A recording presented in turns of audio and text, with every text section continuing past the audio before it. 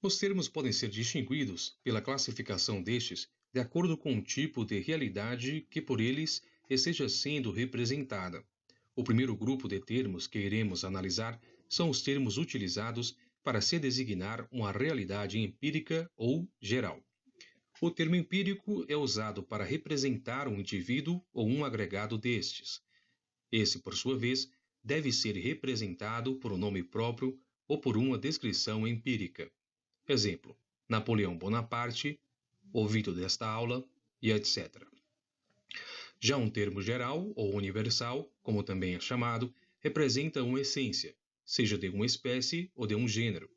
Este, por sua vez, é e deve ser representado por um nome comum, ou por uma descrição geral. Exemplo: árvore, animal racional e etc. Distinguir esses dois termos é de suma importância, e para tanto, não podemos nos ater somente às palavras, devemos sim observar para além delas, isto é, para a realidade que está sendo representada por elas, e a partir desta, então classificá-las de acordo com a realidade que elas representam. Agora vamos falar dos termos contraditórios. Os termos são considerados contraditórios quando um deles é positivo e o outro é negativo. Mas o que é um termo positivo? É todo aquele que expressa algo que esteja presente na realidade, como por exemplo, consciente, preenchido, completo e etc. Já os negativos são aqueles que designam o que está ausente na realidade. Por exemplo, inconsciente, vazio, incompleto, inconclusivo e etc. Para não nos confundirmos no ato classificatório dessa categoria de termos, precisamos nos perguntar se o conteúdo simbolizado pelos tais está ausente ou presente na realidade em questão. Em outras palavras, se eles expressam uma presença ou uma ausência. Se sim, são positivos. Do contrário, são negativos. Dentro dessa classe de termos, podemos encontrar também os termos privativos ou restritivos, que por sua vez expressam a ausência de uma característica de uma dada realidade inerente à sua natureza, que deveria estar presente nesta, mas que no entanto não está. Exemplo: manco, cego, morto, decepado, surdo e etc. Agora vamos passar para os termos concretos e abstratos. O termo concreto pode ser definido como aquele que simboliza realidades tal como elas se encontram na ordem do ser. Exemplo: animal, frio, morno, áspero e etc. Já o abstrato é aquele que designa uma substância ou um acidente não como ele se encontra na realidade concreta, mas sim através da abstração dessa realidade.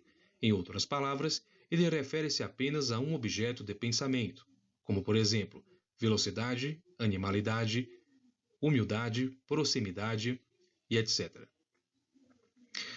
Agora vamos explicar os termos absolutos e relativos.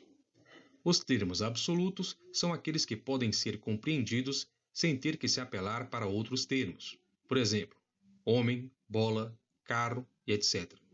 Já os relativos encontram-se sempre em companhia de outros termos e num tipo de contexto no qual cada um deve ser entendido em correlação com o outro. Exemplo: patrão e funcionário, pai e filho, professor e aluno, causa e efeito e etc. E como já puderam perceber, ele está diretamente ligado à categoria aristotélica da relação, mas há outras nas quais eles comumente aparecem interligados, como por exemplo a da ação e da paixão. Agora vamos passar para os termos coletivos e distributivos. O termo coletivo é aquele cuja significação pode ser aplicada a apenas um grupo como um todo, mas jamais aos seus membros quando tomados isoladamente. Exemplo: tripulação, manada, gangue, máfia, exército e etc. Já o termo distributivo é aquele que pode ser usado apenas para representar os membros individuais de um grupo, isto é, apenas quando são tomados isoladamente. Exemplo: homem pode ser predicado de qualquer homem individual quanto à espécie humana em si mesma. O mesmo procede com os termos caprino, ovino, suíno e etc. Então, meus caros, espero que tenham gostado. Se gostaram, não deixe de se inscrever no meu canal e de curtir o meu vídeo. Até o próximo vídeo.